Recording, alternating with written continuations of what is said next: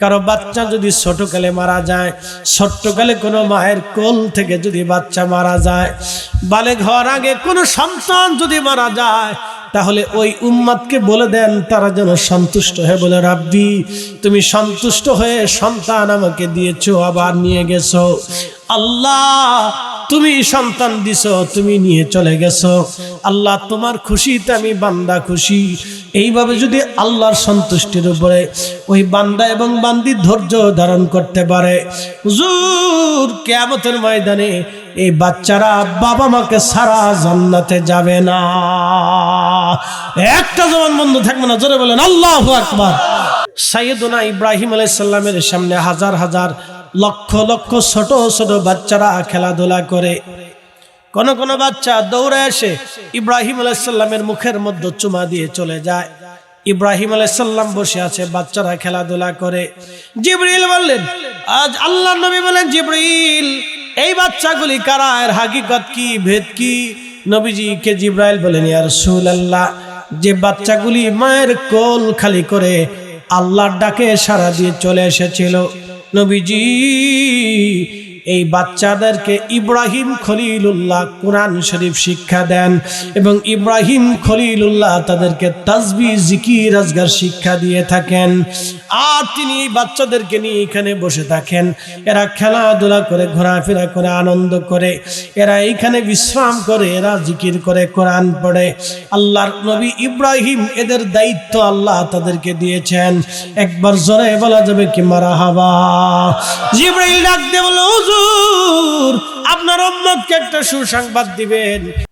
এই যে জিদ চোখে দেখা যায় না, কিন্তু তাদের একটা জীবন আছে, জগৎ আছে, সংসার আছে, দেশ আছে, আইন আছে, রাজা আছে, বাচ্চা আছে, কিন্তু চোখে দেখা যায় না। মা খালাকাতুল জিন্না ওয়াল ইনসা ইল্লা লিয়াবুদুন।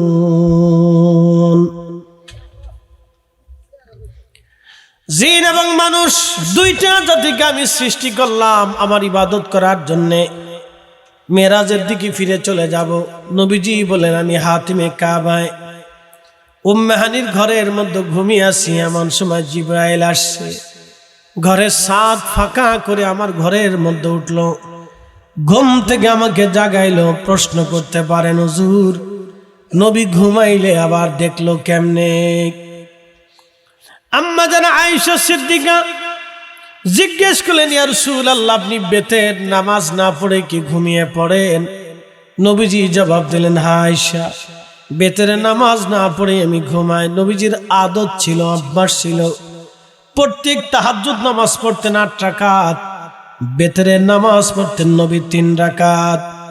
8 আর 3 11, এই 11 রাকাতের তাহাজ্জুদের হাদিস নিয়ে আমাদের দেশের এক দল আছে, তারা তারাবির নামাজে লাগাই দিয়া কয় তারাবির নামাজও 8 রাকাত। ওরাই হলো আন্তর্জাতিক মানের নামাজ। প্রিয় উপস্থিতি হাজিরিন, নবীজি তাহাজ্জুদের নামাজ পড়তেন 8 রাকাত। মিনাল লাইলি ফাতাহাজ্জাদ বিহি নাফিলাতাল লাক। নবীজির জন্য তাহাজ্জুদ ছিল অতিরিক্ত বোনাস নামাজ। নবী তাহাজ্জুদ পড়েছেন 8, কখনো মাঝে মধ্যে বাড়াইতেন, তবে বেশিরভাগ সময় 8 রাকাত তাহাজ্জুদ পড়েছেন, 3 রাকাত বেতরের নামাজ পড়েছেন। দেখেন যে ভাইরা বলে তারাবি 8 রাকাত, রাতের নামাজ 11 রাকাত বলে যারা ফতোয়া দেয়, তারা আবার দেখবেন বেতরের নামাজের বেলায় ফতোয়া দেয় কয়টা 1 রাকাত। কি কথা কর না কেন? এক মুখেই 2 রকমের ফতোয়া। তার মানে ডাল মে কুছ কালা হ্যায়, এর ভিতরে নিশ্চয় কোনো শয়তানি আছে। প্রিয় নবী আমার মুস্কি হাসি দিয়ে বলেন, আয়েশা আমি ঘুমাইলে চোখ ঘুমায়, লা ইয়ানামু কলবি, আমার কাল ঘুমায় না। আয়েশা আমার চোখ ঘুমায়, লা ইয়ানামু কলবি, আমার কাল ঘুমায় না। এখান থেকে সত্যান্বেষী যারা, সত্যকে খুঁজতে যায় যারা, তাদের জন্য বুঝার অনেক কিছু আছে। আমিও মানুষ, নবীও মানুষ, আমারও কালব আছে, নবীজিরও কালব আছে, আমারও চোখ আছে, নবীজিরও চোখ আছে। আমরা ঘুমাইলে চোখের সাথে কাল ঘুমিয়ে থাকে, কিন্তু আমার নবী ঘুমাইলে চোখ ঘুমাইলেও কালব জেগে থাকে। জোরে বলেন তাহলে আমার কালব নবীজির কালব এক না? কি কথা ঠিক আছে নি? এক কালবা। এই জন্য আমি নবী মানুষ, নবীও মানুষ, একরকম না। কি কথা ঠিক আছে নি? ভালো করে শুনে নেবেন। আম্মা জান আয়েশা সিদ্দিকা নবীজি জবাব দিয়ে দিলেন। আল্লাহর নবী বললেন, জিবরাইল আসলেন, আমাকে ঘুম থেকে উঠাইলেন, গলার এইখানে নরম জায়গা আছে, এখান থেকে ফেরে নবীজির নাভি মোবারক পর্যন্ত একবারে ফেরে কাল মোবারক বের করে নিয়ে আসা হলো। ওপেন হার্ট সার্জারি, কাল বের করে নিয়ে আসা হলো। জমজমের পানি দিয়ে কাল মোবারকে ধৌত করা হলো। ইমাম সুয়ুতি আল কিসাতুল বিসরাই কিতাব লিখেছেন 550 বছর আগে। কিতাবের মধ্যে তিনি লেখেন, আল্লাহর বেহেশত থেকে নবীজির জন্য খাজিনা ভরে এলেম এবং হিকমত এনে নবীজির কাল মোবারকে ঢুকিয়ে দেয়া হলো। একসাথে জোরে বলা যাবে কি আল্লাহু আকবার। কাল ঢুকিয়ে কাল মোবারকের ভিতরে ইলম এবং হিকমত ঢুকিয়ে দিলেন। এই জন্য আল্লাহ কোরআনে বলেন, আলাম নাশরাহ লাকা সাদরাক। নবীজি আপনার কালকে কি আমি উন্মুক্ত করে দেই নাই? আপনার সদরটাকে কি উন্মুক্ত করে দেই নাই? প্রশস্ত করে দেই নাই? তার মানে 1.5 হাতের বক্ষ মোবারক আল্লাহ 3.5 হাত বানান নাই। এই সদর বলতে কালকে বোঝানো হয়েছে, নবীজি আমি আল্লাহকে আপনার সদরটাকে উন্মুক্ত করে দেই নাই। এই জন্য নবীজি মদিনাতে বসে থাকতেন, জান্নাতের খবর বলে দিতে পারতেন। মদিনাতে বসে থেকে মাটির নিচের খবর বলে দিতে পারতেন। মদিনাতে বসে থেকে তিনি মক্কার খবর বলে দিতে পারতেন। মদিনায় দাঁড়ায়া তিনি মুতার যুদ্ধের খবর বলে দিতে পারতেন। মদিনায় দাঁড়ায়া তিনি রহমতের নবীজি সেই বাদশাহ নাজ্জাশীর জানাজার নামাজে নবীজি বাদশাহ নাজ্জাশীর সেই চেহারা পর্যন্ত লাশ দেখেছেন। একবার আওয়াজ তুলে বলা যাবে কি আল্লাহু আকবার। আল্লাহর নবী বললেন, সিনা সাক করার পরে আমার জন্য বোরাখানা হলো। বোরাখানার পরে বোরাকে চড়তে যাব। বোরাক লাফালাফি করে জিবরিল ধমক দে বলে, বোরাক তুমি থামো, তুমি জানো না তোমার পিঠে আজকে চড়তে যাচ্ছে ওনার আগে তোমার পিঠে এরকম দামি মেহমান কোনোদিন চড়ে নাই। এইরকম দামি মেহমান আর কখনো চড়ে নাই। এ বোরাক থামো, রব্বুল আলামিন তাকে দাওয়াত করে নিয়ে যাচ্ছে। প্রিয় নবী বলেন, আমি দেখলাম বোরাক ভয়ে চুপসে শরীর থেকে ঘাম বের হয়ে আসতেছে। ভয়ে চুপসে শরীর থেকে ঘাম বের হয়ে আসতেছে। আমি বোরাকের পিঠের উপরে চললাম। তার দূরত্ব ছিল, গতি ছিল। চোখ যত দূর পর্যন্ত যায়, চোখ যত দূর পর্যন্ত যায়, তার প্রত্যেকটা কদম তত দূর পর্যন্ত যেতে লাগলো। বোরাকের পিঠে চড়ে যাচ্ছি। যাওয়ার সময় আমি দেখলাম মুসা কালিমুল্লাহ মারাতু বিমুসা ওয়া হুয়া ইউসাল্লি ফি কবরিহি। দেখলাম মুসা আলাইহিস সালাম নিজ কবর শরীফের ভিতরে রওজা শরীফের মধ্যে দাঁড়িয়ে দাঁড়িয়ে তিনি নামাজ পড়তেছে। একবার জোরে বলেন আল্লাহু আকবার। আল্লাহ নবী ডাক দিয়ে বলে, সাহাবীরা রে, আমি মসজিদে বাইতুল আকসায় গেলাম। নবীরা যে পাথরের আংটার সাথে ঘোড়া গাদাগুলি উটের রশিগুলি বেঁধে রাখতো, এখানে জিবরাইল আমার বোরাকের রশি বাঁধলো। মসজিদের মধ্যে ঢুকলাম। ঢুকার পরে দেখি মুসা কালিমুল্লাহ দাঁড়ায় দাঁড়ায় নামাজ পড়তেছে। লিনুরিয়াহু মিন আয়াতিনা, আল্লাহ বলেন আমি তার দেখানোর জন্য নিলাম মেরাজে আমার আশ্চর্য নিদর্শন বলি আমি আল্লাহ তারে দেখাবো। মুসা কালিমুল্লাহ নামাজ পড়ে। প্রশ্ন, মুসা নবী ছিল কবরে, চলে গেল বাইতুল আকসাতে। তাহলে কি ভাবলেন নবীরা কি শুধু রওজার ভিতরে থাকে না বেরো হতে পারে? যারা বলে রওজার ভিতরেই থাকে বের হইতে পারে না, মূলত সে কুরআন হাদিস সম্পর্কে বেশি বুঝে না, ঠিক কিনা? আল্লাহর নবী বললেন সাহাবীরা আমি দেখি হযরত সাইয়্যিদুনা ইব্রাহিম খলিলুল্লাহ নামাজ পড়ে। ইব্রাহিম ছিলেন সপ্তম আসমান, ওখান থেকে তিনি নামাজে এসে গেলেন। সাহাবীরা রে ইব্রাহিমকে দেখতে তোমাদের নবীর মতো দেখা যায়, ঈসা রুহুল্লাহকে দেখলাম নামাজ পড়ে, তিনি দ্বিতীয় আসমানে আছে। সুবহানাল্লাহ বলবেন না? প্রশ্ন করি জবাব দিবেন। ঈসা রুহুল্লাহকে কি দ্বিতীয় আসমানে আল্লাহ মৃত নিয়েছিলেন না জীবিত নিয়েছিলেন? জীবিত নিয়েছিলেন। ঈসা রুহুল্লাহকে মারার জন্য ইহুদিরা দাবর দিল, ধাওয়া করলো। আল্লাহর নবী ঈসা একটা পরিত্যক্ত ঘরের মধ্যে ঢুকলেন। ইহুদিরা বাহির থেকে চিন্তা করলো যদি ঢুকি আর এই অবস্থায় যদি আমাদেরকে বর্ষা মেরে দেয় তাহলে মারা যাব। কেউ ভিতরে ঢুকতে চাচ্ছে না, সবার জীবনের ভয়। কিন্তু একজন খুব বীর বাহাদুর বলল আমি ধরে নিয়ে আসতেছি। ভিতরে ঢোকার পরে বের হয়ে যখন আসলো, ওই ইহুদির চেহারা আল্লাহ হযরত ঈসা নবীর চেহারার মতো বানিয়ে দিলেন। কিন্তু সে তার নিজের চেহারা দেখে না, আয়না তো নাই। সে বের হয়ে এসে কয় ইহুদিরা ঈসা নবী এই ঘরের ভিতরে নাই। ততক্ষণে আমার আল্লাহ ঈসা রুহুল্লাহকে ফেরেশতা দিয়া জীবন্ত জিন্দা হালতে দ্বিতীয় আসমানে আমার আল্লাহ তাকে নিয়ে চলে গেলেন। এ ভাইরা আমার খেওড়াবাসী, বাইতুল আকসার ভিতরে নবী প্রবেশ করলেন। হযরত মুসা কালিমুল্লাহকে নামাজ পড়তে দেখলেন, ঈসা রুহুল্লাহকে নামাজ পড়তে দেখলেন। নবীজি আমার বললেন সাহাবীরা রে এমন সময় 2,24,000 নবীরা যে যেখানে ছিল সবাই বাইতুল আকসা উপস্থিত হয়ে গেল। সব নবীদের উপস্থিতিতে একামত শুরু হয়ে গেল। যখন একামত শুরু হয় জিবরাইল আমিন ডাক দিয়ে বলেন ইয়া রাসূলুল্লাহ আর কার জন্য অপেক্ষা, আপনি দাঁড়িয়ে যান মুসল্লাতে। আজকে আপনি ইমাম, আপনার পিছনে আজকে সবাই মুসল্লি, আপনি ইমামুল মুরসালিন, সমস্ত নবীদের ইমাম। আজকে আপনার ইমামতিতে সব নবীরা আপনার পিছনে ইক্তেদা করবে। আল্লাহর নবী বললেন 2 রাকাত নামাজ আমি নবীজি সমস্ত নবীদেরকে নিয়ে আদায় করলাম। এখন আপনারা বলেন এই নামাজ কি আদমের শরীয়তে না আমাদের নবীর শরীয়তে?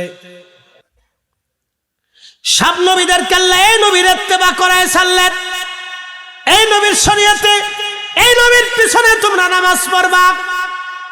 সব নবীরা আমার নবীর ইত্তেবা করলেন, সব নবীরা আমার নবীর পিছনে নামাজ পড়লেন। প্রশ্ন, নামাজ তো মেরাজ থেকে ফিরে আসার সময় আল্লাহ পাঠাইলেন, কিন্তু নামাজ তো নবীজি মেরাজে যাওয়ার আগেই পড়াইছেন। তার মানে আল্লাহর নবী মেরাজে যাওয়ার আগে নামাজ সম্পর্কে অবহিত ছিলেন। কামা আরসালনা ফীকুম রাসূলাম মিনকুম ইয়াতলু আলাইকুম আয়াতিনা ওয়া ইউযাক্কিকুম ওয়া ইউআল্লিমুকুমুল কিতাবা ওয়াল হিকমা। উম্মতকে কিতাব শিক্ষা দিবেন, হিকমত আপনি শিক্ষা দিবেন। আল্লাহ নবীকে শিখানোর জন্য পাঠিয়েছেন। নবী শিখার জন্য দুনিয়াতে আসেন নাই, তিনি শিখানোর জন্য এসেছেন। এই শিখাইতে যাইয়া পৃথিবীর কোন মানুষের কাছ থেকে একটা অক্ষরও কোনোদিন নবী নেন নাই। যাহা কিছু নিয়েছেন সব আল্লাহর পক্ষ থেকে নবীকে আল্লাহ দিয়েছেন। কি কথা কন না কেন? সব আল্লাহর পক্ষ থেকে নবীকে আল্লাহ পাক রব্বুল আলামিন দিলেন। এই জন্য আল্লাহ বলেন ওয়ায়ু আল্লিমুকুমুল কিতাবা ওয়াল হিকমা, আপনি উম্মতকে কিতাব শিক্ষা দিবেন, আপনি শিক্ষক। এই শুনে রাখবেন খেওড়াবাসী, নবীজি বললেন নামাজ শেষ হলো, সমস্ত নবীদের সাথে মুসাফা মুআনাকা হলো, কথাবার্তা কুশল বিনিময় করলাম। নবী ছিলেন 2,24,000। একজন নবীর পিছনে যদি 30 সেকেন্ড করে নবী সময় দেন তাহলে 1,12,000 মিনিট শুধু বাইতুল আকসায় চলে গেছে। আসতে হলো কেন? আরো জোরে, আরো জোরে। তাহলে বাকি সৃষ্টির অবস্থা কি? তখনও অজুর পানি গড়ায়, লিনুরিয়াহু মিন আয়াতিনা, আমার নিদর্শন দেখানোর জন্য তারে আমি আনছি। তখনও ওযুর পানি করায়, বলে এটা কি করে সম্ভব? এর অর্থ হলো আল্লাহ তাম সৃষ্টিটাকে স্টপ করে দি আমার নবীর মেরাজকে আল্লাহ চালু রেখেছিলেন নবীকে আশ্চর্য জিনিস দেখানোর জন্য।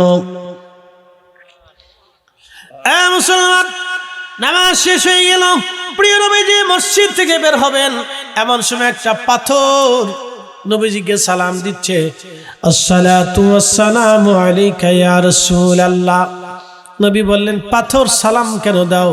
বলে, হুজুর 1400 বছর ধরে আপনার অপেক্ষা আছি, কি চাও?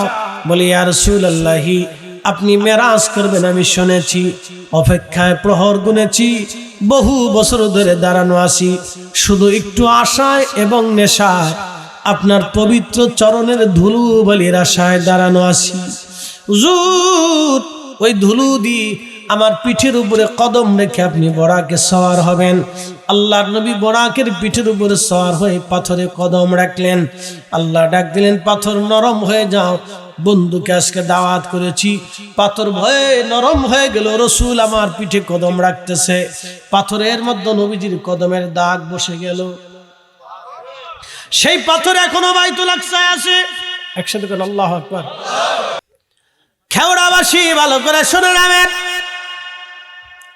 রহমতের নবীজি বাইতুল আকসা মসজিদের ভিতরে পাথরে কদম রেখে বরাকের পিঠে চললেন। বাইতুল আকসা নিয়ে আর একটা চমকপ্রদ ঘটনা সহিহ বুখারীতে লেখা হয়েছে।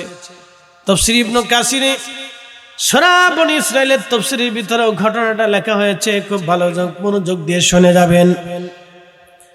আরব বণিকরা দলবদ্ধভাবে ব্যবসা করার জন্য তারা চলে গেছে, দলবদ্ধভাবে ব্যবসা করার জন্য তারা গেছে, সুদূর সিরিয়াতে ব্যবসা করার জন্য গেছে। সিরিয়াতে যাওয়ার পরে, শাম দেশে যাওয়ার পরে রোমান সম্রাট আরব বণিকদেরকে ডাকলেন, তোমরা আসো, আরব বণিকদের সাথে আমি কথা বলতে চাই। সমস্ত আরব বণিকদেরকে রোমান সম্রাট রাজ দরবারে ডেকে নিলেন। রাজ দরবারে ডেকে নিয়ে যাওয়ার পরে রোমান সম্রাট বললেন, সমস্ত আরব বণিকরা কি আমার দরবারে, রাজ দরবারে আসছেনি? বলে, হ্যাঁ আসছে। তোমাদের মধ্যে লিডার পারসন কে? বণিক দলের মধ্যে প্রধান কে আছে বলো। আবু সুফিয়ান বলল, বাদশা আমি নিজে আরব বণিকদের প্রধান, আমার নাম আবু সুফিয়ান। রোমান সম্রাট বলে, আবু সুফিয়ান তুমি তো জানো আমি রোমান এম্পায়ারের বাদশা সম্রাট, আমার সামনে মিথ্যা বলতে পারবা না। যদি মিথ্যা বলো তোমরা কোনোদিনও তোমাদের দেশে ফিরে যেতে পারবে না। যা জিজ্ঞেস করব সত্য সত্যই উত্তর দিবা। আবু সুফিয়ান বলল, হ্যাঁ বাদশা, যা বলবেন সত্য জবাব পেয়ে যাবেন। বলো, তোমাদের দেশে বলে একজন নবী আসছে? বলে, হ্যাঁ। তার নাম বলে মোহাম্মদ, বাবার নাম আব্দুল্লাহ, মায়ের নাম আমেনা। বলে, হ্যাঁ। তিনি বলে বনু কুরাইশ বংশের বনু হাশিম, হাশিমি বংশ। বলে, হ্যাঁ। তার চাইতে শ্রেষ্ঠ বংশ বলে আর কেউ নাই? বলে, হ্যাঁ। তিনি বলে অনুপম চরিত্রের অধিকারী? বলে, হ্যাঁ। জীবনেও কোনোদিন মিথ্যা বলে নাই? বলে, হ্যাঁ। আমানতের কোনোদিন খেয়ানত করে নাই? বলে, হ্যাঁ। এতিমরে বলে আশ্রয় দেয়, গরিবরে বলে খাবার দেয়? বলে, হ্যাঁ। মক্কার মানুষ বলে তোরা আলামিন বলে? বলে, হ্যাঁ। তাহলে তোমরা কেন তাকে নবী বলে মানো না? আবু সুফিয়ান বলো, উত্তর দাও, তোমরা কেন নবী বলে মানো না? আবু সুফিয়ান বলল, এত সময় সত্য বলতে হয়েছে, মিথ্যা তো বলার সুযোগ নাই, এখন একটা সুযোগ আসছে, কথা বলতেই হবে। বলে, বাদশা আমরা আগে থেকে ভালো বলতাম, কিন্তু এখন পাগল হয়ে গেছে। কথাগুলি মনোযোগের সাথে শুনে যাবেন ভাই আমার। রাব্বুল আলামিন আমাদেরকে প্রিয় নবী ডাক দে বলে, সাহাবীরা রে, আল্লাহ আমাকে প্রথম আসমান আবু সুফিয়ান ডাক দিয়ে বলতেছে, বাদশা সে এখন তো এরকম কথাবার্তা বলতেছে, কেমন যেন মনে হয়। বাদশা এই কথা বলার পরে বাদশাও চিন্তায় পড়ে গেলেন, কিন্তু ইজ্জতওয়ালার ইজ্জত রাখে আমার আল্লাহ। ঠিক ডান পাশে খ্রিস্টানদের যিনি প্রধান পাদ্রী ছিলেন পোপ, এই পোপ পাদ্রী প্রধান পাদ্রী পোপ, তিনি খ্রিস্টানদের প্রধান পাদ্রী বামে ডানে দাঁড়িয়েছিলেন। এমন সময় পাদ্রী ডাক দিয়ে বলতেছে, বাদশাহ সম্রাট যদি আরব্য বণিক সত্য কথা বলে থাকে, তাহলে আমি পাদ্রী বলতেছি উনি আখিরি নবী, ওনার মেরাজ হয়েছে। জোরে বলেন আল্লাহু আকবার। না না হয় না, আরো জোরে বলতেছে। সম্রাট রাত্রিবেলা বাইতুল আকসা থেকে বের হওয়ার সময় সমস্ত জানালা দরজাগুলি আমি বন্ধ করে দিতাম, কিন্তু সম্রাট ওই দিন রাত্রিবেলা সমস্ত জানালা দরজা বন্ধ করলাম। প্রধান দরজা বন্ধ করতে যাব, এমন সময় আমি দেখলাম দরজার কার্নিশ, পাথরের কার্নিশ এসে দরজার সাথে এমন ভাবে লাগছে, আমি বহু টানাটানি করলাম, ছোটানোর চেষ্টা করলাম, কিন্তু কোনো মতে আমার শক্তি দিয়ে পারলাম না। মিস্ত্রি ডেকে আনলাম, মিস্ত্রি, রাজমিস্ত্রি যারা কাজ করে তাদেরকেও ডেকে নিয়ে আসলাম ওই রাতে। তারাও চেষ্টা করলো, কিন্তু দরজা বন্ধ করতে পারলো না। অগত্যা মিস্ত্রি বলল, পাদ্রী দিন সারা রাতে হবে না, কালকে দিনে যন্ত্রপাতি এনে এই পাথরের কার্নিশ কেটে ফেলতে হবে, কাটার পরে তারপরে দরজা ছোটাইতে হবে, নতুবা এই দরজা ছোটানো যাবে না। কার্নিশ দেবে দরজার সাথে লেগে গেছে। কিন্তু আমার মগজের ভিতরে চিন্তা, কেন কার্নিশ দরজার সাথে নেমে যাবে? বহু কার্নিশ আছে, অন্য দরজার কার্নিশ আছে, যদি ভূমিকম্প হয় তাহলে তো অন্য কার্নিশ গুলো দেবে যাওয়ার কথা, এই কার্নিশটা কেন দেবে যাবে? নারী সমাজ মন খারাপ করবেন না, স্বামীর প্রতি কৃতজ্ঞ হন, কারণ পুরুষ বাঁচে সংসারের জন্য। সারা বাংলাদেশে আপনি তদারকি করে দেখেন, 100% মানুষ মারা যায়, 100% নারী পুরুষ মারা যায়। দেখবেন স্ত্রীর আগে স্বামীরা, 100%-এর ভিতরে 95% স্বামীরা আগে মারা যায়, স্ত্রীরা পরে মারা যায়। পাদ্রী ডাকতে বলতেছে, পাদ্রী ডেকে বলতেছে, সম্রাট এই আরব্য বণিক যদি সত্য বলে, তাহলে আমি বলতেছি উনি আখিরি নবী। ওই রাত্রিবেলা তাওরাত পড়তে পড়তে সকাল হয়ে গেল আমার। যখন নিদর্শন বলি পাইলাম, তখন সকাল। দৌড়ায় আসছে আমি বাইতুল আকসাতে ঢুকে দেখলাম কার্নিশ আগের জায়গায়, আগের মতো, দরজা একবারে নরমাল। দরজা টেনলাম, কি ব্যাপার? কার্নিশ তো রাত্রিবেলা লেগেছিল, কার্নিশকে উঠালো, অটোমেটিক কার্নিশ আগের জায়গায়, দরজাও আগের জায়গায়। কি আশ্চর্য! তখনই বুঝে ফেললাম আজকে রাত্রে আখিরি নবী আগমন করেছিলেন এই মসজিদে। সব নবীরা এসেছিলেন, আর তারা এখানে নামাজ পড়ে এখান থেকে উরুস করেছেন। একবার জোরে বলা যাবে কি আল্লাহু আকবার? নারা আরো জোরে বলেন আল্লাহু আকবার। হাত উঁচা করে বলেন না ইয়া রাসূলুল্লাহ। ওই নবীর শান আমি যদি সারা জীবন বর্ণনা করি, ফরিদির জীবন থেকে আরো জীবন আসবে, জীবনের পর জীবন আসবে, আলোচনা শেষ হবে না।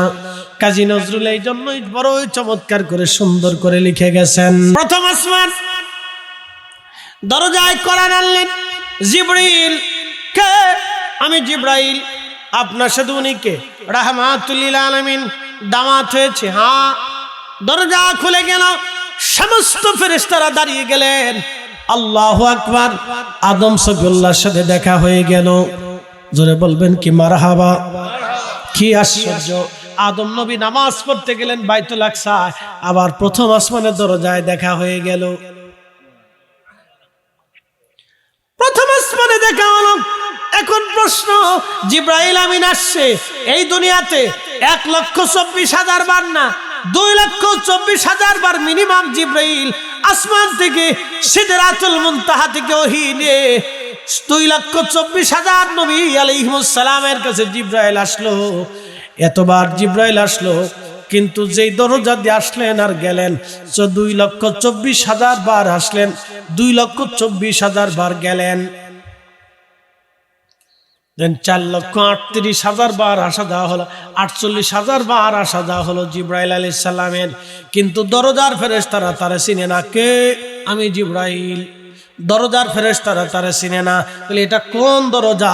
এটা সেই দরজা যেই দরজা আমার নবীর মেরাজের জন্যই বানানো হয়েছিল। এই সমাধান আমি দিইনি, এটা শারিহুল বুখারী ইমাম কাস্তালানী আল মাওয়াহিবের ভিতরে দিয়েছে।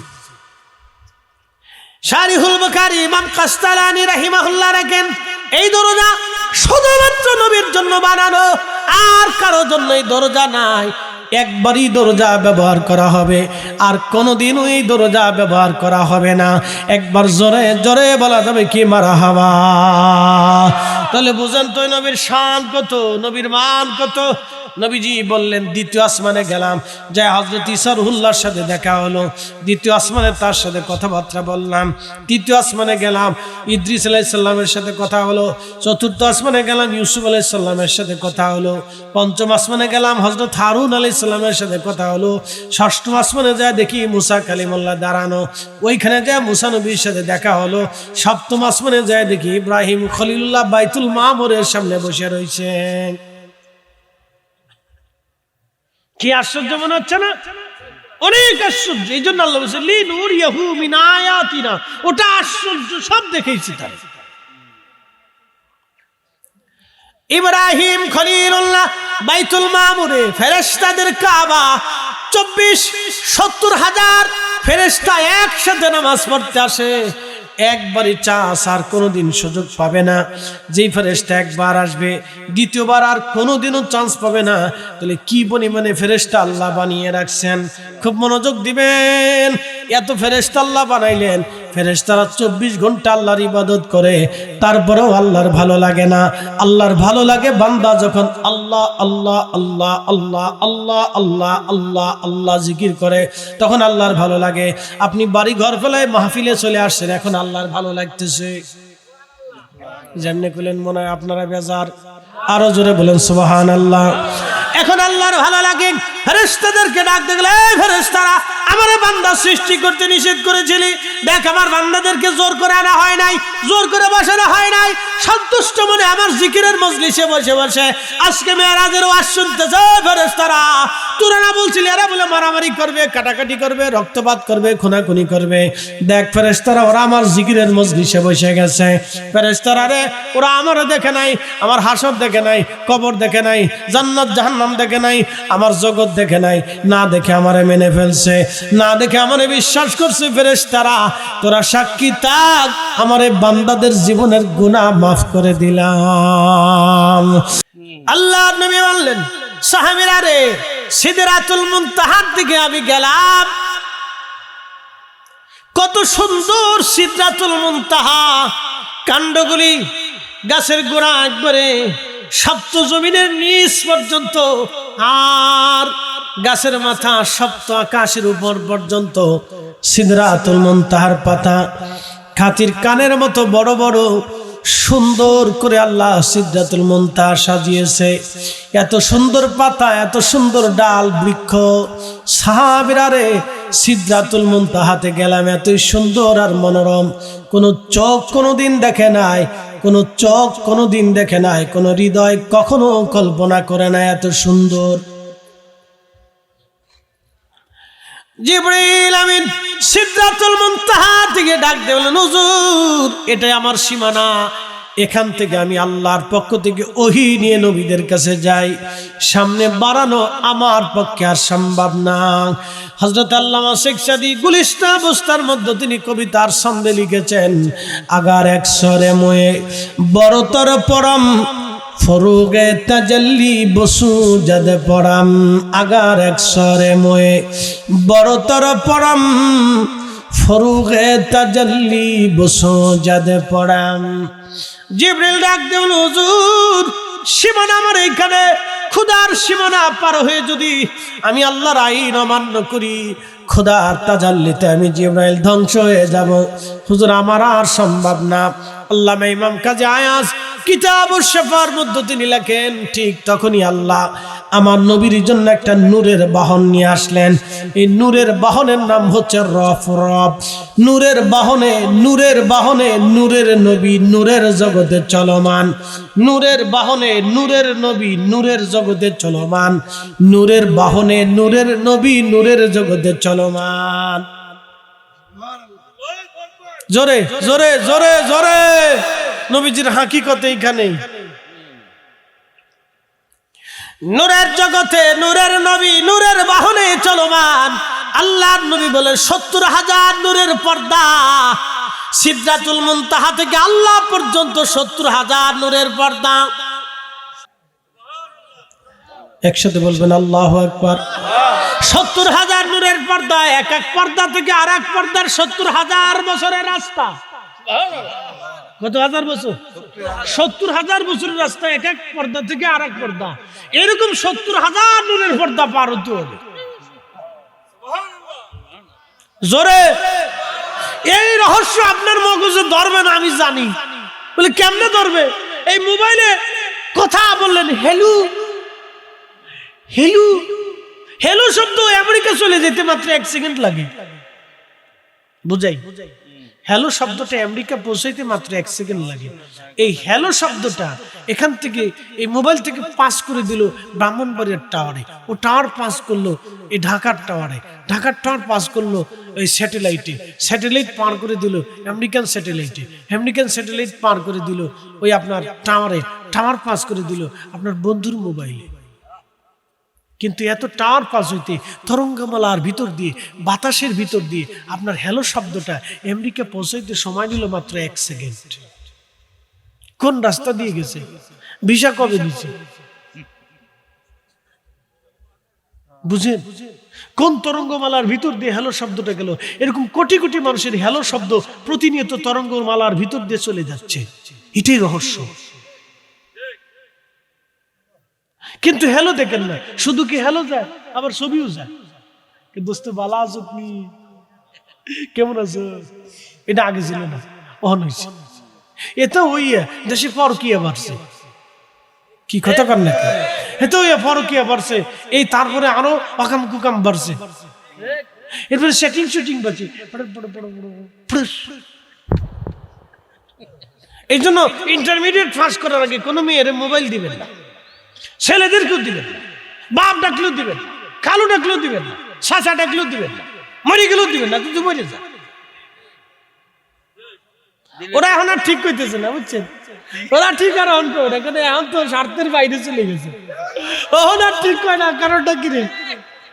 একজন দুইজনে কয়, বাকিরা করে হুজুর এইবারই তো আপনাদের শেষ করে দিল রে।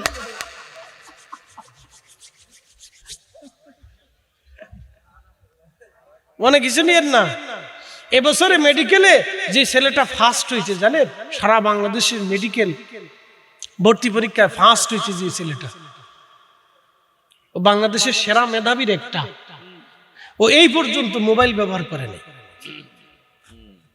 ও এই পর্যন্ত মোবাইল ইউজ করে নাই, মোবাইল থেকে দূরে ছিল। ওরা মা আব্বা ওকে মোবাইল থেকে দূরে রাখছে, শুধু লেখাপড়া। বুঝতে পারছেন? শুধু লেখাপড়া। ভাই মনে কিছু নিয়ে না, আমি মালয়েশিয়াতে গেছি, হেতেও যাই দিই টুনাটুনি বেডাবেডি মোবাইল দেখতে হচ্ছে। ট্রেনের ভিতরে বসে বসে এরকম করতেছে, বাসের ভিতরে বসে এরকম করতেছে, হাঁটতেছে এরকম মোবাইল টিপতেছে। আমি কি রে, আমি ভাবছিলাম বাংলাদেশে এই রুগীর সংখ্যা, দেন মালয়েশিয়া তো একই রুগী। সারা পৃথিবী মোবাইলের ভিতরে চলে গেছে, সারা দুনিয়া চলে গেছে। সৌদি আরবে যাই, সৌদি আরবের পুলিশ এমনি মোবাইল টিপতেছে। হারি সর্বনাশ, ও ভারতে বাদ দিয়ে মোবাইল টিপতেছে 24 ঘন্টা মোবাইলের ভিতরে। বাপ রে বাপ, কি পরিমাণে সেটিং শুটিং এর ভিতরে মানুষ ঢুকে গেছে। মোবাইল দিয়ে এখন ব্ল্যাকমেইল করতেছে, নানান ধরনের সমস্যা আসতেছে, মানসিক প্রবলেম বাড়তেছে, টেনশন বাড়তেছে। এগুলি থেকে দূরে থাকলে টেনশন মুক্ত থাকবে। নানান ধরনের সমস্যা, আমরা তো আরো বড় সমস্যা। এখন যে এআই এসে, এআই দিয়ে আমার বানাই ফেলাই দেওয়া যায়। হ্যাঁ, দেখবেন যে এআই দিয়ে ফরিদ হুজুর একটা বানাই ফেলছে, এটা বসে বসে ওয়াজ করতেছে, কিন্তু আমি জীবনে হলে ওয়াজ করিনি। কত সিস্টেম হয়েছে রে ভাই, সামনে যে কত কঠিন পরিস্থিতি আসবে। দেখা যাবে যে এআই দিয়ে আপনার মেয়ের একটা ছবি নিয়ে ওদের একবারে বানাই দিয়ে সুন্দর করে দেখবে, দেখছে যে বেডি নাচতেছে। হুজুরের মাই এমনি নাচতেছে, কারণটা কি? সর্বনাশটা অনেক বড় সর্বনাশ। যত প্রযুক্তি আসতেছে তত মানুষকে টেনশন আর ধ্বংসের মুখে নিয়ে যাইতেছে। এগুলি থেকে আমাদেরকে মুক্ত থাকতে হবে। আল্লাহ হেফাজত করে, জোরে বলে না আমিন। বড় ভয়ঙ্কর দিন আসতেছে সামনে, কঠিন দিন আসতেছে। শুনে যাবেন মুসলমান আমার, ওয়াজ আমার শেষ পর্যায়ে। আল্লাহ রাসূল বললেন, আমাকে নিতে নিতে নিতে নিতে আল্লাহ এত উপরে নিলেন। সহিহ বুখারীতে খাদিমুর রাসূল হযরত আনাস রাদিয়াল্লাহু আনহু বললেন, আল্লাহ নিতে নিতে নিতে নিতে তার নবীকে বিমা লা ইয়ালামুহু ইল্লাল্লাহ, বিমা লা ইয়ালামুহু ইল্লাল্লাহ, নিতে নিতে এত উপরে আল্লাহ নিলেন যে সীমানা আল্লাহ ছাড়া কেউ জানে না। এত উপরে নিলেন। নবীজি বলেন, রাআইতু রাব্বি, আমি তখন আমার রবকে দেখছি, আজ্জা ওয়া জাল্লা ফি আহসানি সূরাতি, আমি আমার আল্লাহকে ওই সময় উত্তম সূরতে দেখেছি। হযরত ইবনে আব্বাস রাদিয়াল্লাহু আনহুমা, যিনি রাইসুল মুফাসসিরিন, তিনি বলেছেন, আমার নবী মেরাজের রাত্রিবেলা তার কপালের দুই চোখ দিয়ে আল্লাহকে সরাসরি মেরাজের রাত্রিবেলা নূরের জগতে সপ্তম আকাশের উপরে নূরের জগতে যাইয়া আল্লাহ সরাসরি আমার নবীর সামনে কথা বলেছেন, দেখা দিয়েছেন। যেই চোখ দিয়ে সরাসরি আল্লাহ দেখা যায়, ওই চোখের মতো আমাদের চোখ হতে পারে নাই। যেই দেহ দিয়ে সরাসরি আল্লাহর সামনে বসা যায়, ওই দেহের মতো আমাদের দেহ হয় নাই। এই জন্য ওই দেহটাই পাক। দেহটা কি? জোরে বলেন, আরো জোরে। আল্লাহ কি? আল্লাহ কি? নবী কি? বুঝে জানে। এই জন্য মেরাজ যে বুঝবে সে রসুল চিনবে, সে আল্লাহ চিনবে। যে মেরাজ বুঝবে না, সে নবীর ইজ্জত বুঝবে না। এই জন্য ভেঙ্গে ভেঙ্গে ভেঙ্গে ভেঙ্গে পাট পাট করে আপনাদেরকে এরকম শোনাবে না কেউ, ওরা শোনাবে না। আমরা সুন্নিদের কাছ থেকে শুনতে পারবো, কিন্তু আমার গাইরে সুন্নি ভাই যারা আছে ওরা বলবে না। ওরা বললে জানে যে ধরা পড়ে যাবে। হ্যাঁ, আমরা মার্কা থাকতো না, এই জন্য বলবে না। তা আমি আমার ভাইদেরকে বলবো, ভাই কোরআন হাদিস গুজামিল করার কিছু নাই, আপনারা প্রকাশ করে দেন, আল্লাহ আপনার ইজ্জত বাড়াবে। কথা ঠিক আছে কিনা? আল্লাহ সম্মান বাড়াবে, কারণ আল্লাহ তার রসুলকে সম্মান দিছে। আমার বলতে অসুবিধা কোথায়? কি কথা ঠিক আছে রে? আমরা তো দেই নাই, দিছে কে? আল্লাহ। আসেন নবীজিকে একটু দাঁড়ায় সালাম জানাই। ইয়া নবী সালাম। এরকম সবাই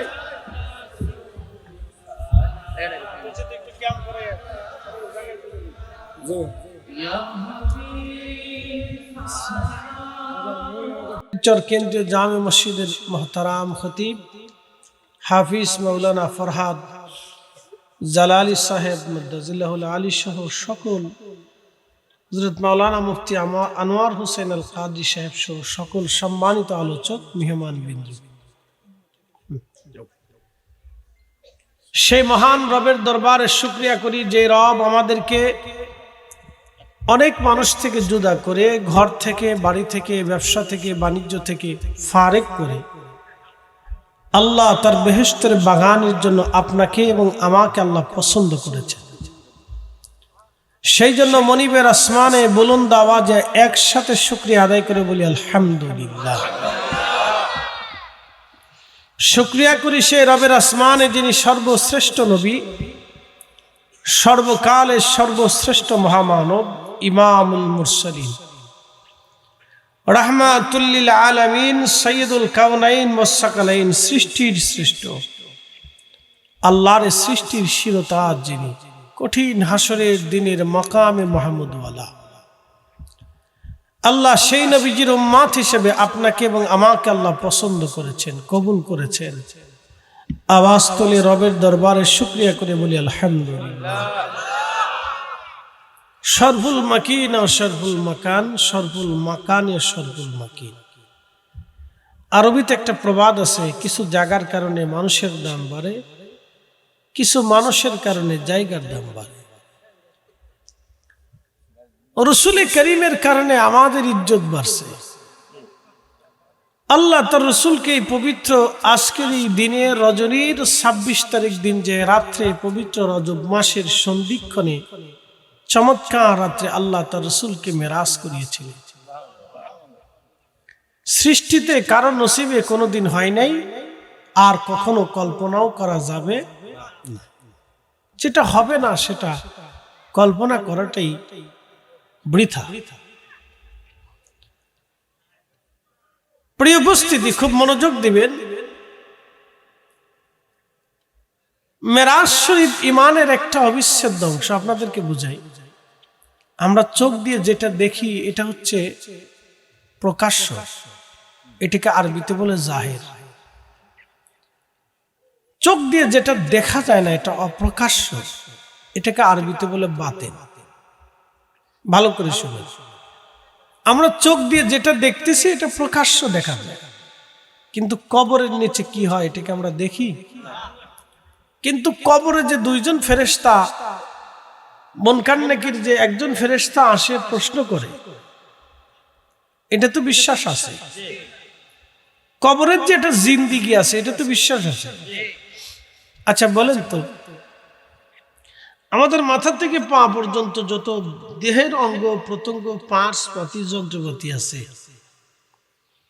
কিডনি, কলিজা, ভ্যাপসা, নাড়ি ভুঁড়ি, পাকস্থলী থেকে শুরু করে একবারে লাঞ্চ থেকে শুরু করে মগজ থেকে দাঁত, চোয়াল যা আছে, মাথা, মগজ টগজ দিয়ে, চোখের ভিতর চিতর দিয়ে, এগুলি কি চোখ দিয়ে দেখা যায়? দেখা যায় না, কিন্তু এটা আপনার বডির ভিতরে দেখা যায়। এই চোখের ভিতর থেকে ঘুম থেকে ওঠার পরে ময়লা আসে, আবার এই চোখ থেকে পানি আসে, অথচ এই চোখের ভিতরে আল্লাহ নূর সৃষ্টি করে দুনিয়া দেখার সুযোগ করে দিছে। তাহলে বলেন তো, এই চোখ দিয়ে খোদা কেমনে দেখতে চান? বৃদ্ধকালে যে চোখ দুর্বল হয়ে যাওয়ার কারণে চশমা ব্যবহার করতে হয়, তাহলে মানুষ এই চোখ দিয়ে খোদা কেমনে দেখতে চায়? আপনাদেরকে আরেকটু বুঝাই। আমার সামনে যারা বসে আছেন, কেউ আব্দুর রহিম, কেউ আব্দুল করিম, কেউ আব্দুল জব্বার, কেউ আব্দুল খালিক, কেউ আব্দুল মালিক, ইটিসি। তো খুব মনোযোগ দিবেন, যে আব্দুল খালিক 60 বছর পৃথিবীতে বিচরণ করলো, কিন্তু আসল আব্দুল খালিক তার বডির ভিতরে আজ পর্যন্ত কি দেখা গেছে? কিন্তু সে চলে যাবে। কোথায় যাবে? ওয়া ইন্না ইলাইহি রাজিউন, সে আল্লাহর কাছে চলে যাবে। একসাথে বলেন, কোথায় যাবে? আল্লাহর কাছে চলে যাবে। তো যাওয়ার সময় কি তারা দেখা গেছে? নাক দিয়ে কি চলে গেল, না মুখ দিয়ে চলে গেল, না কান দিয়ে বের হয়ে গেল, না চামড়ার ভিতর দিয়ে গেল, তারা তার দেখা গেল না। চলে যে গেছে এটাও তো সত্য। সে যে 60 বছর পৃথিবীতে ছিল এটাও তো সত্য। যাস তারা যে নিয়ে গেল সে মালাকুল মউত আজরাইল, এটাও তো সত্য। যার হুকুমে নিল সেও তো সত্য। যেই জগতে নিল জগৎ তো সত্য।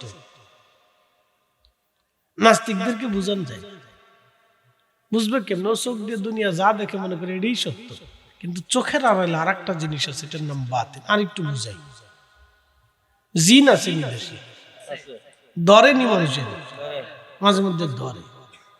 আচ্ছা, জিনে যখন ধরে তখন কি মানুষের বোধ থাকে না জিনের বোধ থাকে? মানুষের কিন্তু কোনো বোধ থাকে না, ঠিক আছে না ভাই? মানুষের কোনো বোধ থাকে না, ওই জিনেই লাফালাফি করে, চিল্লাপাল্লা করে, লাথালাথি করে, মারামারি করে।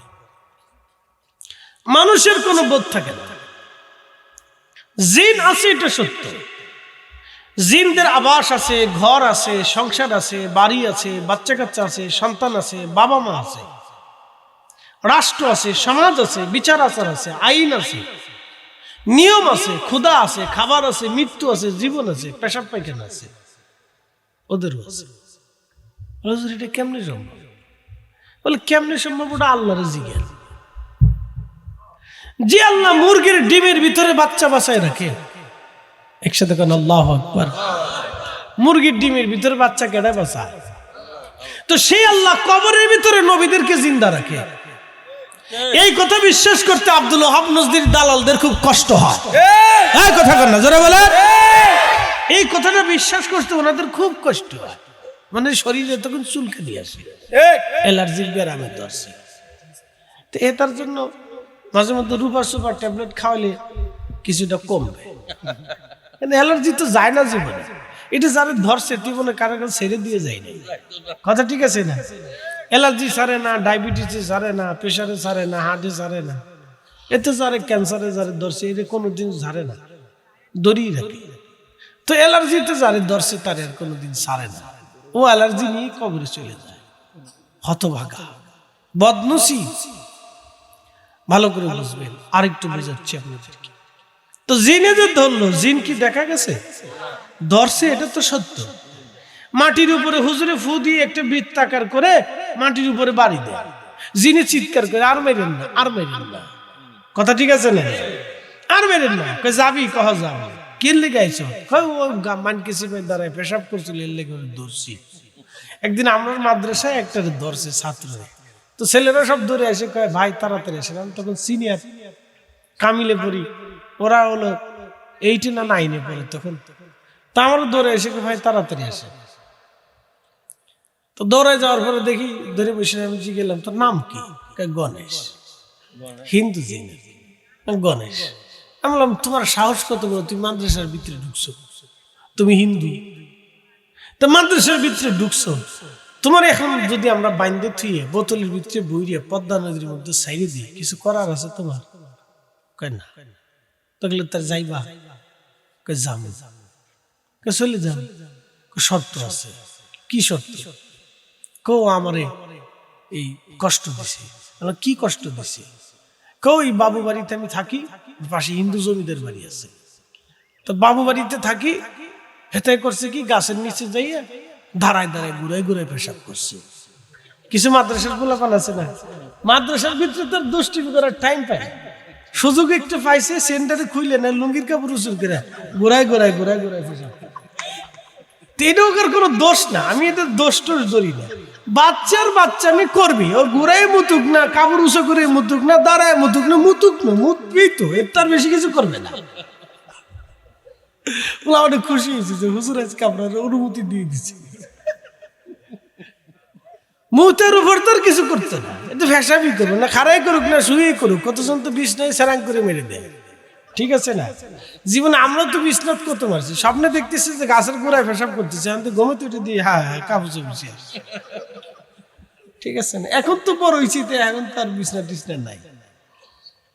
তো যাই হোক, তাকে ঘুরাই ঘুরে আমার শরীর পরে পেশাব করছে। আমাকে ওটাই যখন পেশাব করলো, তো গণেশ তুই জায়গায় দাঁড়াইছিলি কে? তুই চলে যেতে পারছিলি না কেন? আমার শরীরে পেশাব মাখাইছে, এটা নাপাক জিনিস লাগছে, আমি খুব কষ্ট পাইছি, ওটা ছাড়বো না। যদি না ছাড়ো তাহলে তোমার যে ধরছি আজকে কিন্তু একবার বোতলে ঢুকাই একবার পদ্মা নদীর ভিতরে ফালাবো। তা ডরাইছে, কাছে ঠিক আছে জামু, কিন্তু শর্ত আছে। কি শর্ত? ও যেন আর কোনোদিন ওই জায়গায় না যায়। আচ্ছা যাইতো না, অসুবিধা নেই, বুঝাই দিব। পরে চলে গেছে। চলে যাওয়ার পরে আবার ঘন্টাখানিক পরে আবার এসে ধরছে, বুঝতে পারছে? পরে আরেকজন, আমি তো আর দোয়া কালাম জানি না, আমার সাথে গল্প করে চলে গেছে। আমি তো দোয়া কালাম পারি না, জিন সারানোর মন্ত্র আলাদা, জিন সারানোর হুজুরও আলাদা। কি কথা ঠিক আছে না? আমার কাছে আইসে যদি কেন হুজুর জিন সারান, আমি পারতাম না, কারণ এই বিদ্যা আমার কাছে নাই। এই বিদ্যা যে সারায় তার কাছে আছে, আবার সে তার উস্তাদের কাছ থেকে শিখছে। এটা দুনিয়ার কোনো পুঁথিবিদ্যার ভিতরে পাবেন না, কোনো বইটার ভিতরে পাবেন না। এটা উস্তাদ উস্তাদ উস্তাদ উস্তাদ হয়ে আসে। বুঝতে পারছেন নি? তাহলে জিন আসেনি, কথা কথা কেন আসেনি? এই জন্য আল্লাহ কোরআনে জিনের ওয়াজ করছে। وخلق الجن من مارج من نار।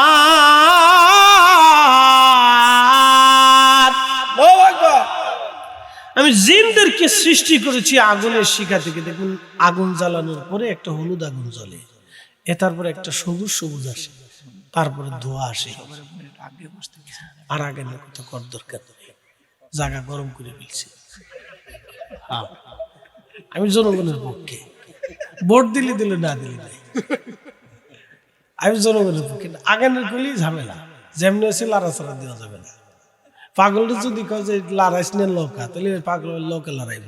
আমি জীবনে যতবার করছি আগান, তো আগালে খুলে জুতালে আড়া দেয়, যাই বিড়ি একটু টান দিয়ে আসি, সুযোগ পাইছি। এই জন্য কোনো আগা আগে নেই, যে যেমনি আছে অমনি সুজাই বসে থাক, অসুবিধা নেই। যার কষ্ট হয় হেতো ফাঁকা এদিকে জায়গা আছে, যে বসে পড়বো, অসুবিধা নেই। কেউ যদি কে খারাইও আসছেন শুনেন, কেউ যদি কে হুজুর মাথা নিচ দিয়ে উপরে দিলে ফা দিয়ে শুনবেন, তাও শোনেন। কেউ যদি কে গাছে বসে শুনবেন, তাও শোনেন, অসুবিধা নেই। শুনবেনই তো, শুনতে হবে, অসুবিধা নেই। একসাথে বলি না আল্লাহু আকবার। লা হাওলা ওয়ালা কুওয়াতা ইল্লা বিল্লাহ। আস্তাগফিরুল্লাহল আযীম। বলে বলো কি, পাগল কেমনে হলো? বলতেছে সম্রাট, সে বলতেছে মক্কায় ঘুমাইছিল, এখান থেকে জিব্রাইল আলাইহিস সালাম তাকে ঘুম থেকে উঠাইয়া তাকে সিনাসেক করাইয়া বোরাকের পিঠে চড়াইয়া বাইতুল আকসায় গেছে। সব নবীরা বলে তার পিছনে ইক্তেদা করে নামাজ পড়ছে। সে ওইখান থেকে আল্লাহর আকাশে যে সপ্তম আসমান ঘুরিয়ে জান্নাত জাহান্নাম দেখে আল্লাহর সাথে কথাবার্তা বলে এরপরে সে নাকি দুনিয়াতে আসছে।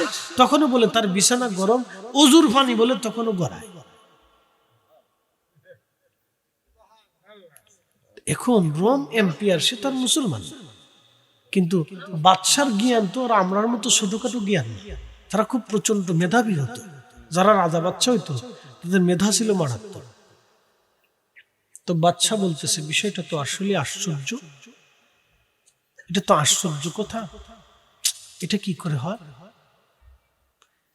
শোনেন, ইজ্জতের মালিক কেডা? নবীজির ইজ্জত দিছে কি? না আমরা ভোট দিছি না, আমরা ভোট ছাড়াই আল্লাহ দিয়ে রাখছি, অটোমেটিক আল্লাহ দিছে। আল্লাহ সবাই ইজ্জতওয়ালা নির্বাচন করেন। আল্লাহ কোরআনে ওয়াজ করছেন, কুলিল্লাহুম্মা মালিকাল মুলকি তুতিল মুলকা মান তাশা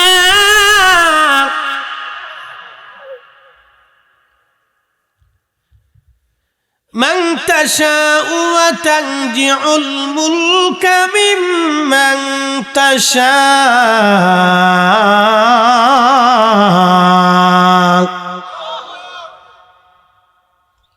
হুজুর আপনি বলে দেন, तमाम সৃষ্টির মালিক আমি আল্লাহ, খুশি রাজত্ব দেই, খুশি রাজত্ব সিনাই নেই। তু ইজ্জু মান তাশা, খুশি ইজ্জতওয়ালা বানাই।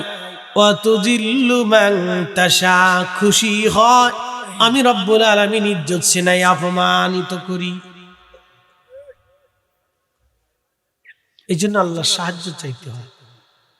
ক্ষমতা আসলে আল্লাহর উপর ভরসা করতে হয়। কিছু পয়সা করি আসলে নমনীয়তা হইতে হয়। গরিব মিসকিনদের দান করতে ধমক টমক দিতে হয় না। আল্লাহ বলেন মুআম্মাস সাইলা ফালা তানহার, হুজুর উম্মতকে শিখান তারা যেন সাইলকে, ভিখারিকে ধমক না দেয়, কারণ আমি ভিখারি বানাই। ভিখারি কে বানায়? আহা, ভিখারি আমিই বানাই। কত মানুষ এসে আপনার কাছে বিনয়ের সাথে বলবে, বাবা রে আমি খুব অসহায়, আমার 2 টাকা দেয়। বুঝতে পারছেন? 10 জনের কাছে ভিক্ষা চাওয়ার পরে একজনের দেয়, নতুবা কেউ ধমক দেয়, কেউ না লাথি দেয়, না কেউ ধমক দেয়, না কেউ ধাক্কা দেয়। বুঝতে পারছেন? সাহেলকে ধমক দিয়ে আল্লাহ ভিখারি বানায়, আমার আল্লাহ ধনী বানায়। উনি বানায়। বিদ্যা দিয়ে যদি মানুষ ধনী হতো তাহলে শেখ সাদি সবার আগে ধনী হতো। মেধা দিয়ে যদি মানুষ ধনী হতে পারতো তাহলে কাজী নজরুল জীবনেও কষ্ট করে না খেয়ে মরতে হইতো না। কথা ঠিক আছে কিনা? দুঃখমিয়া থাকতো না, তার মেধা দিয়ে ধনী হতে পারতো। মেধা দিয়ে ধনী হওয়া যায়।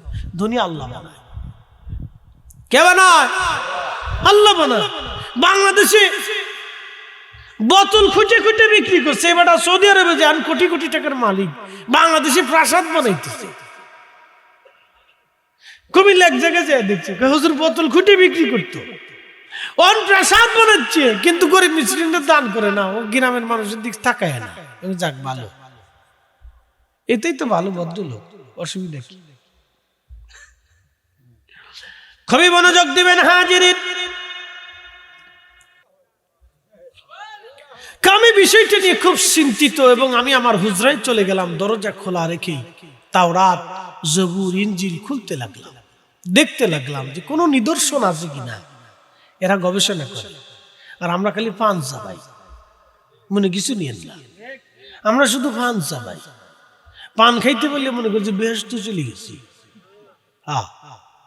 পান চাবাই আমরা বাংলাদেশের বেটিদের কথা বলে লাভ নেই। পৃথিবীর অন্যান্য মহিলারা দেখবেন জ্ঞানে মেধায় তারা লেখাপড়া ব্যস্ত নিয়ে থাকে, কত ব্যস্ত, উদ্যোক্তা হয়, বড় বড় বড় খামার আছে, বড় বড় বড় আপনার কৃষিক্ষেত খামার করে, চাকরি বাকরি করে, ব্যবসা বাণিজ্য করে, দোকানপাট করে। আর আমরা দেশের বেটিরা ঘরের ভিতরে বসে বসে খালি চিন্তা করে যে শাশুড়ির ঘর থেকে কেমনে বের করবো।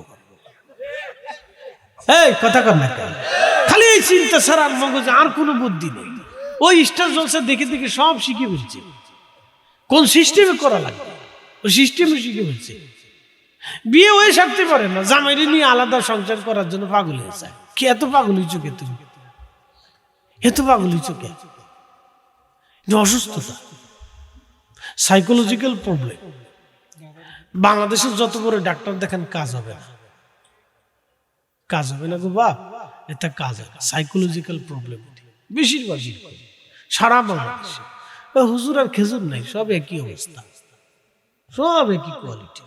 বেডি মানুষের যন্ত্রণা, বিরাট বড় যন্ত্রণা, বেশি করলে আবার জ্বালা আছে, কিন্তু কইতে হিংসা বিরাট কাজ করে তাদের। আল্লাহ এই নারী জাতির যদি এটা না থাকতো তাহলে এরা আগে বেহেশত চলে যেত।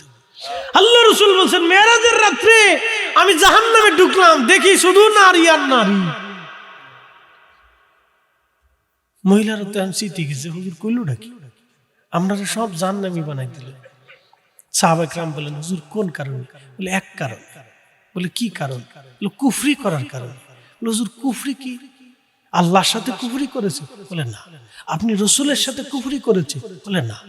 তো কার সাথে কুফরি করলো? বলে স্বামীর সাথে কুফরি করছে। বলে স্বামীর সাথে কেমনে কুফরি করলো? বলে তোমার স্ত্রীকে সারা জীবন যদি তুমি ভরণ পোষণ দাও, সারা জীবন তুমি তাকে দিয়েছ, কিন্তু জীবনের একটা পর্যায়ে স্বামী যদি অকৃতকার্য হয়ে যায়, কোনো একটা বিষয় যদি তুমি তোমার স্ত্রীর ভরণ পোষণে ব্যর্থ হয়ে যাও, তখন তোমার স্ত্রী বলে ফেলবে সারা জীবনে তোমার কাছ থেকে কিচ্ছু পাইনি।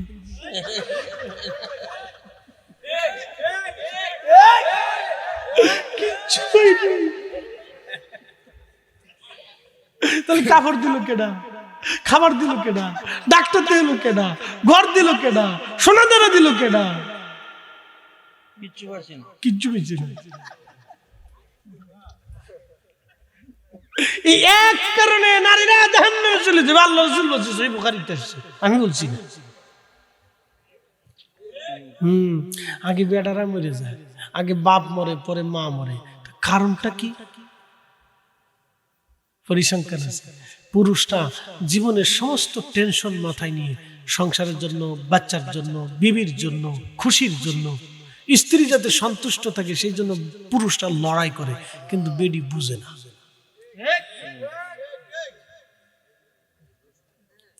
বেশি ঠিক করেন না, তাহলে জ্বালা আছে। পুরুষরা কথা ঠিক আছে কিনা? এই জন্য বেড়া আগেই মরে যায়। কুল্লু খালাস। এই জন্য পুরুষ মারা যাওয়ার, স্বামী মারা যাওয়ার পরে বেটি কাঁদে, জরিনার বাপরে তুমি চলে গেলে আমার কি হবে রে। জরিনার বাপ কত সুরে সুরে কান্দে রে ভাই, সুর কত, কিন্তু কোন সময় কয় না আমার গ্রামবাসী, আত্মীয় স্বজন, ওলামায়ে কেরাম মেহেরবানি করে আমার স্বামী রে 40টা বছর পরিশ্রম করছে আমার সংসারের জন্য, আমার খুশির জন্য, আমার স্বামীরে ঋণ মওকুফ না করে কবরে পাঠাবো না, আমার স্বামীর ঋণটা মাফ করাই দেন। জীবনে কোন স্ত্রীর মুখ থেকে এটা শুনি না, কালিকা আমার কি হবে রে, আমার কি হবে রে, আমার কি হবে। আজকে খাওয়ার নসিব আছে কিনা আল্লাহ জানে।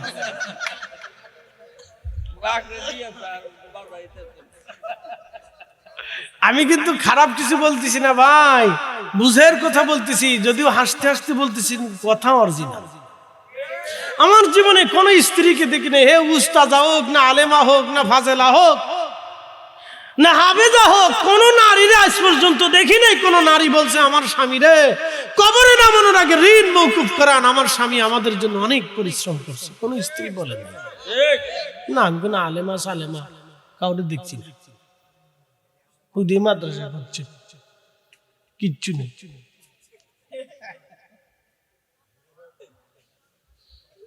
কথা ক্লিয়ার বলতেছি বাপ, মন খারাপ করেন না। মায়ের জাতি, বোনের জাতি, মন খারাপ করেন না, কথা সত্য। এই যে শুধু ঢাকা থেকে পরিশ্রম করে এখানে আসছি, জীবনে রিস্ক নিয়ে, অ্যাক্সিডেন্ট করে তো মরেও যেতে পারি।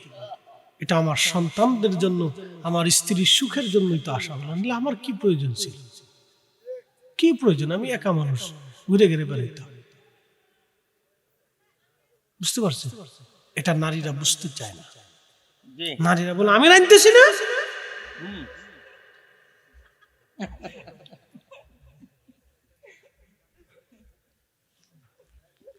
তারপরে রান্না যদি একটু লবণ কম, আর যদি খালি কইছেন যে কম হয়েছে, তাহলে আর হয়ে গেছে কাজ।